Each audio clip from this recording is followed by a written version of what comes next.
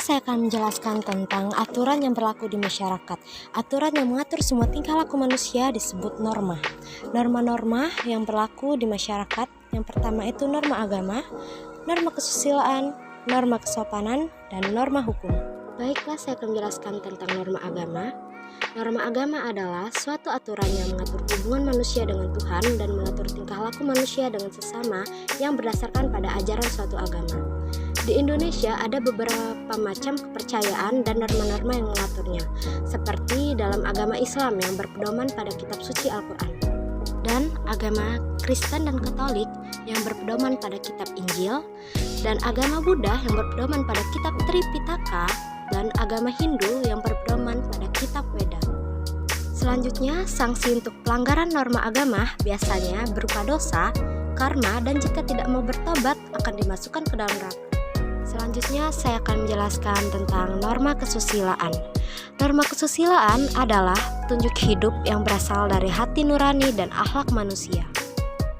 Contoh pelanggaran norma kesusilaan seperti berbohong, pilih kasih, tidak adil, dan berperilaku tidak baik. Sanksi yang mungkin didapatkan adalah tekanan batin, perasaan malu, dan penyesalan. Selanjutnya, saya akan menjelaskan tentang norma kesopanan. Norma kesopanan itu contohnya pamit kepada kedua orang tua tiap kali mau berangkat sekolah, tidak duduk di atas meja, berbicara santun kepada orang yang lebih tua. Tujuan norma kesopanan adalah menciptakan keharmonisan dan pergaulan yang santun di dalam masyarakat. Sanksi jika melanggar norma kesopanan ini adalah teguran dari masyarakat. Jika kita sopan, maka akan lebih dihormati dan dihargai. Selanjutnya, saya akan menjelaskan tentang norma hukum.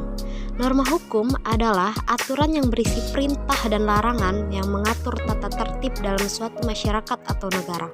Norma hukum berasal dari undang-undang yang dibuat oleh pemerintah.